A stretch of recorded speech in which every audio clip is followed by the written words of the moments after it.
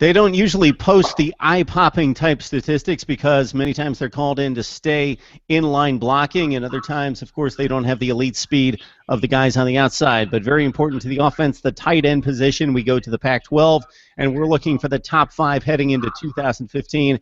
And we call on our illustrious panel of Mike W.R. of Gojo Bruin. We've got Don King of Last Word on Sports, and also Jack Follman of Pacific Takes. Gentlemen, thanks so much for joining us. It's always a good time, and we'll get things started for football season. This is a good way to do it, to have a little healthy debate on the best players in college football. So, Mike, top 5 tight ends in the Pac-12. We'll start with you. All right, this one was a little bit tough because not every team utilizes a tight end, or they have a different a scheme for tight end type players, and I'm going to get into that with my number 3. But starting with number 5, I have Kody Kohl out of Arizona State. He was 4th in receptions last year, and Arizona State does a lot of good things on offense, so I have a feeling he's going to be utilized very well this year. Number 4, out of Utah. I love this name, Siale Fakela, who's just really big guy. They're another team who's very solid on their offensive line, and they're pretty good with the tight ends. And there might be some questions at receiver, so he might be called in to do a little bit more this season. Number 3, as I said before, different options with a tight end type person. UCLA doesn't exactly have a tight end, but they have a wide receiver, and that's going to be Thomas Doherty, who's going to be a junior, who's fabulous for the Bruins last year. He's going to be taking on a more traditional tight end spot, especially since the Bruins got the number 1 tight end in the country this past National Signing Day, so they're going to be going back to that. The last one that they had was Joseph Faria, and he's dancing up a storm up in Detroit. But the number 1 guy, Austin Hooper out of Stanford. I mean, they had a down season last year, but Stanford is so disciplined. David Shaw has his offense, running on all cylinders, and aside from having a solid offensive line, he just teaches these guys how to block, and they're very disciplined, and that's why I like him at number 1. All right, Jack, you heard Mike's top 5. What do you have for us? Yeah, a weird year for tight ends in the Pac-12. Not a lot of depth at all, and I feel that's kind of been the trend the last few years. As a lot of teams kind of get away from using traditional tight ends. With that in mind, it's still a really down year.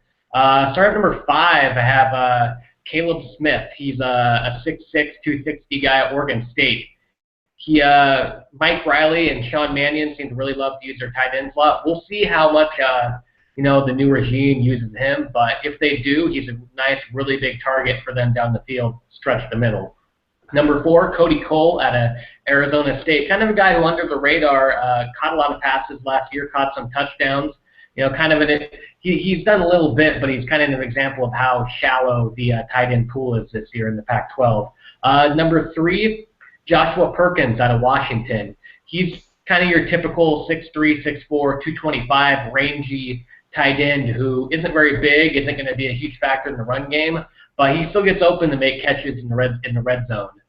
Number 2, that's Austin Hooper from Stanford. He kind of has the potential to be that next star tight end at Stanford in following Kobe Fleener and Zach Ertz. They need that guy. He might be that guy. He's big. He's your typical Stanford player who's tough and is really polished. Number 1, I preface number 1 by saying that it would be a slam dunk pick to pick Oregon's Pharoah Brown. He was actually first-team All-Pac-12 last year at tight end, but he missed, even while missing the last 3 games, due to a really horrific injury. So I don't know if he's ever going to play college football again, but I feel like he has to be mentioned because he would be the slam dunk. With that, though, my number 1 is kind of a hard to categorize guy, kind of like he touched on earlier about Thomas Duarte. That's Steven Anderson from Cal. He's maybe more of a wide receiver, but the last time I checked, Cal had him officially listed as a tight end now. He's another one of those 6'3", 6'4", 230 guys who's a little bit like a receiver, but it sounds like he might be categorized as a tight end. And if that's what their official site says, I'm going to say he's a tight end, and he's the most productive guy coming back.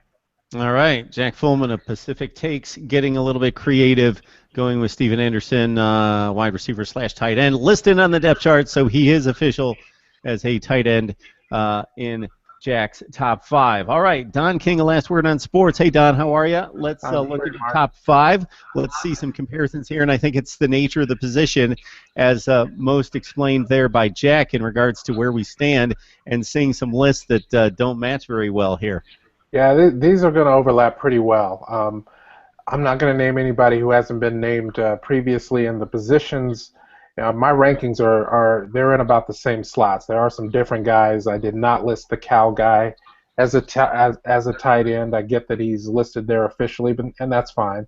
But at number 5, I've got Kody Kohl at Arizona State. Coming back, I believe he's a redshirt sophomore this coming season. Good player. Number 4, I've got Joshua Perkins from Washington. His name has come up before as well. He's solid. Acknowledging the injury to the standout player from Oregon last year, I still think Oregon is going to find a way to use a tight end and have a special season. So I've got Evan Bayless at Oregon, my number 3 player. I think he's going to put up some big numbers. I think he's going to be productive. Yes, he's filling some big shoes, but that offense sets up really well for somebody to break over the seam. And with Oregon breaking in a new quarterback, I expect there to be a lot of action for the tight end, whomever is in that position this year. And right now it projects to be Bayless. Number 2, I have Thomas Duarte from UCLA. Love his production from last year. Yeah, he's a bit of a tweener, but he's a good player. I think he's going to be the security blanket for whomever is this year's UCLA starting quarterback. Looks like it's likely to be the true freshman Rosen. So I think the tight end is going to be an integral part of their attack this year. And number 1, Mark, this won't surprise you, and it agrees with something that's been said previously. I've got Austin Hooper at Stanford out of tight end U in the number 1 slot for the 2015 season. For the record, based on the comparison to an Ertz or to a Fleener, I actually think he's a little more Ertz than Fleener. He's got softer hands. He's a better pure receiver. May not be quite as fast as Fleener was, but I think he's got Ertz-like hands, and I think he's going to do a ton of damage, particularly if this year's spring game was any indication. So Don is still celebrating the Blackhawks' victory in the Stanley Cup Finals with possibly a position that most translates to the ice in regards to size and toughness, combination size, toughness, and athleticism in tight end in college football. Very good. Don, do you have a possible sleeper for us that may jump on the board? Yeah, I have 3 possible sleepers, and they all play for the same school as my number 1 selection.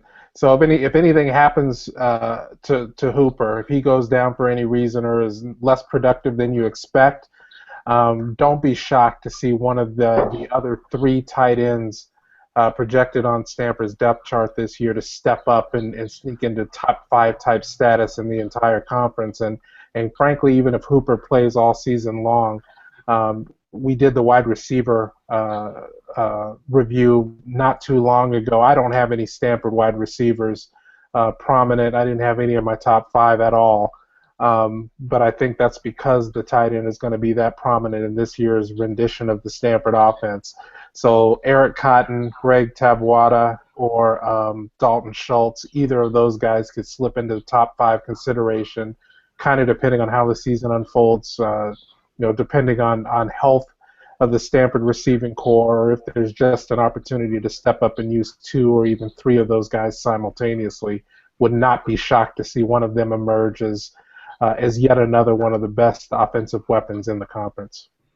Don King, last word on sports. We're also joined by Jack Follman of Pacific Takes and Mike W.R. from Gojo Bruin, shaping up the top 5 tight ends in the Pac-12. Gentlemen, we appreciate it, and of course, we have many more lists to come. So thanks for the time. Of course, thank you. Thanks, Mark.